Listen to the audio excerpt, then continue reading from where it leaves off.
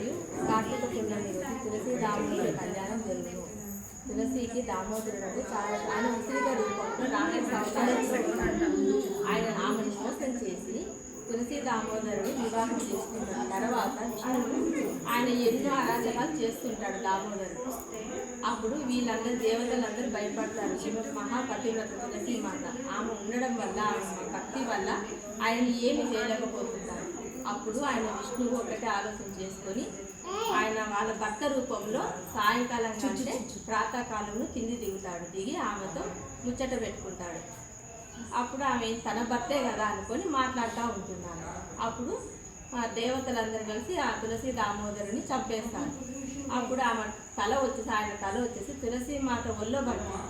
అదేంటి నేను నా భర్తతో మాట్లాడుతున్నాను కదా, మళ్ళీ నా భర్త తల ఏమి అని చూసుకుంటే అప్పుడు విష్ణువు ప్రత్యక్షమయ్యి, లేదు తులసి ఈయన నీ భర్త కాదు, నిన్ను మోసం చేసి పెళ్లి చేసుకున్నాడు రాక్షసుడు ఈయన అని అంటే అప్పుడు విష్ణువుకి తులసి మాత శాపం ఇస్తుంది. నీకు పూజలు ఉండవు, నా భర్తను చంపినావు అంటే కాదు ఈయన రాక్షసుడు, నువ్వు నన్ను కదా వరించింది, నీకు మళ్ళీ క్షీరాబ్ది ద్వాదశి నాడు లేదా కార్తీక పూర్ణమి రోజు నన్ను వివాహం చేస్తూ నాలో ఐక్యమైపోతావు, ఫస్ట్ నీ నుంచే పూజలు మొదలవుతాయి అని ఆయన వరం ఇస్తాడు.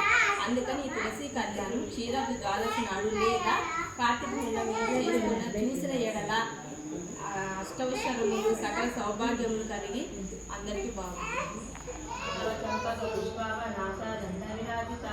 తారాకాంతి తిరస్కారి నాథ భరణవాసుర కదంబమంజలి కృష్ణ కర్మ పూర మనోహర విధ సల్లాప మాధుర్య వినీత పంచపి మందస్మిత ప్రభాపూర మద్గ కామేశ మానస అనాకలిత సాదృశ స్మరణ వారాహి వీరనందిత కామేశ్వర ముఖాలోక కల్పిత దృశ్యరహిత విజ్ఞాతి వర్జిత యోగిని యోగద అయోగ్య యోగానంద యుగంధర ఇచ్ఛాశక్తి జ్ఞాన చేతగిరిపై వెలసియున్న శ్రీగిరి భ్రమరాంబిక వెండి విరిసెను నీ ప్రభావము విష్ణులో నిచ్చరి నెల్ల కాలము శ్రీగిరి భ్రమరాంబిక. తులసి మాతాకు జై, సాంబకు జై, భ్రమరాంబిక. నేను కొంచెం వెనక్కి రానా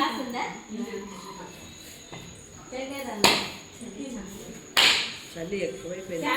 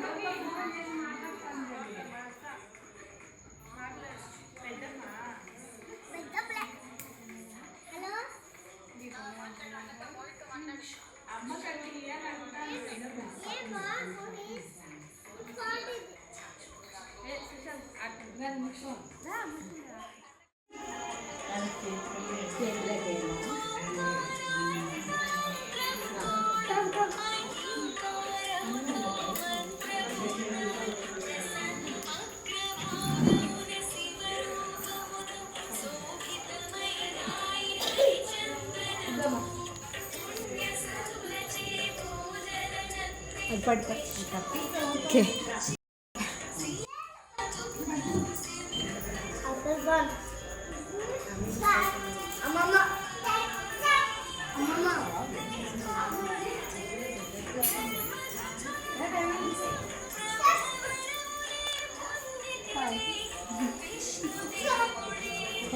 మీరు కింద పడితే కూడా అప్పుడు చేసి